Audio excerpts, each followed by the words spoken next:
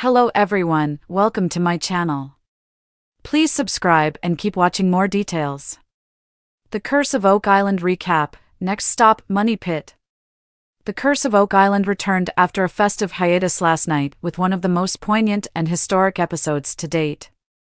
If all goes to plan, Dan's breakthrough, as the episode was titled, will hopefully in future years mark the moment when the team started drilling down into the original money pit before finding a vast hoard of treasure or priceless artifacts.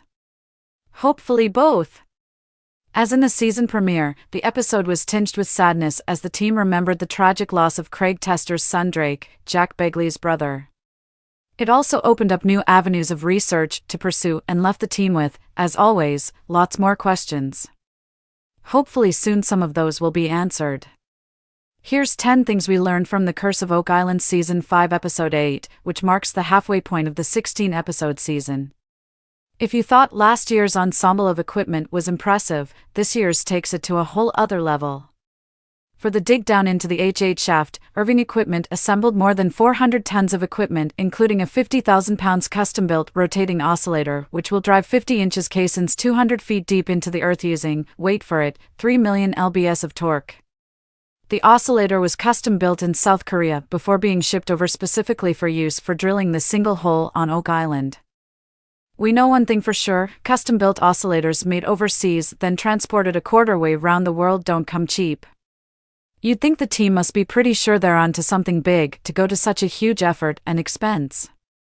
Last week we learned that one of the two human bone fragments found in H8 spoils came from a person with Middle Eastern ancestry, while the other had European origins. This week we found out they are both also seriously old, with both predating the original discovery of the money pit in 1795. Using radiocarbon dating, C14, the Middle Eastern bone fragment was found to be from between 1682 and 1736, and the European one was from 1678 to 1764. Both were found at around 162 feet. How did they get there? Nobody had the faintest idea. But as Marty said, I don't care which theory you take. It puts people way deep in the money pit, way prior to when it was discovered. That has always been one of my absolute requirements to get excited about this, it's that definitive evidence of human workings deep in the money pit prior to 1795. And those bones might be it. Gary Drayton had taken a bit of a backseat over the past few episodes, so it was good to see him back finding things left, right, and center. As usual, once set to work it didn't take him long to get some hits, uncovering a bit of grape shot from a cannon, which could either have been shot at the island or at someone off the island. He also found a coin with irregular sides, which pointed to it being old. Marty thought it might be a Spanish Maravedi like the one they found in the swamp back in Season 1. Lot 16 was the same place Gary found two coins back on the Season 5 premiere. However, it was a sign of just how far the team have come that the discovery of a potential Maravedi, the biggest discovery of Season 1, didn't really even raise an eyebrow this time round. As anyone who's into cartography knows, Samuel de Champlain was no amateur when it came to making maps. You don't get called the father of New France if you don't know what you're doing. So missing somewhere the size of Mahone Bay, where Oak Island is located, off his map of the area seems very strange indeed. Charles Barkhouse said, how could he miss it? He would have to be blind. Obviously the suggestion is that he must have left it off intentionally. But why? To hide something. Which leads us nicely to. This bit was slightly complicated, but stick with us. Basically, Samuel de Champlain came over from France with Pierre Duguay de Mons, who is the founder of the first French colony in Nova Scotia. The Duguay family tree, found by Alex Lagina, Peter Fornetti, Charles Barkhouse and Doug Crowell at Centre of Geographic Sciences in Lawrencetown, showed that François de La Rochefoucauld married into the Duguay family.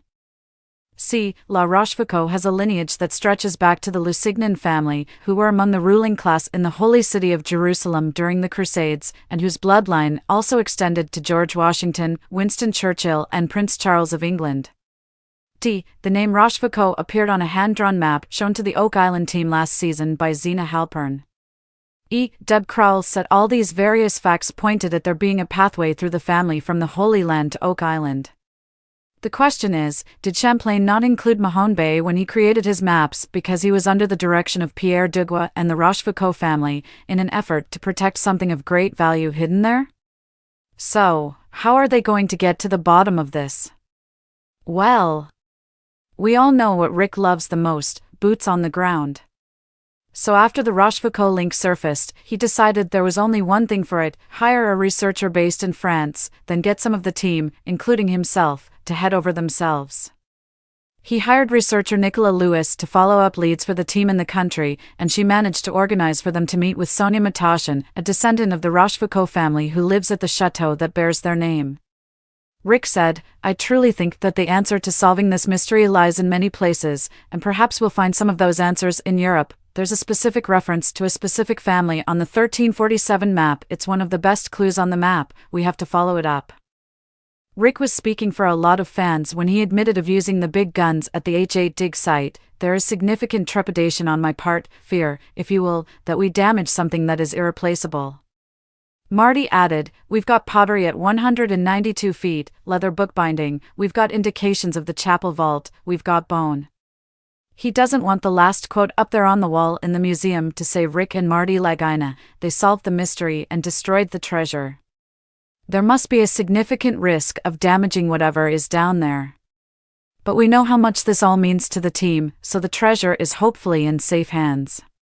The moment when Dan Blankin Ship pressed the button that started the drilling down into H8 was a massively symbolic and significant moment for him, in memory of Drake Tester, and for the whole team.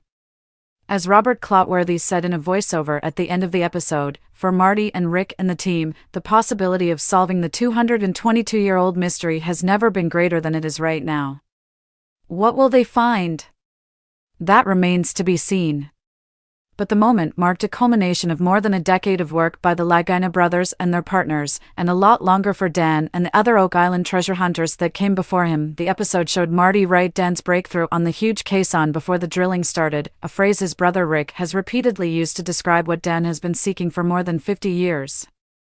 It was hard not to well up when Jack Begley then added a poignant tribute to his late brother Drake, writing "Forever Family," the same words Drake wrote on one of the caissons during the team's drilling efforts last year. As the drilling began, Rick said in reference to Dan Blankin Ship, "This is going to be your proof. What you started long ago, you will now see the completion of it, hopefully in this hole." As Dan himself said, let's hope he's right. We've seen hints dropped repeatedly over the past few weeks about a big Templar link to come this season, from Rick and also Curse of Oak Island producer Joe Lassard. There's also been so many things uncovered that are consistent with a Templar link this season. As revealed above, Rick, Alexa Lagaina and Peter Fornetti head to France next week to meet with Sonia Matashin at Château de la Rochefoucauld. The sneak peek at the end of the episode showed Rick asking her, "There are references to your family name. Are there Templar connections?"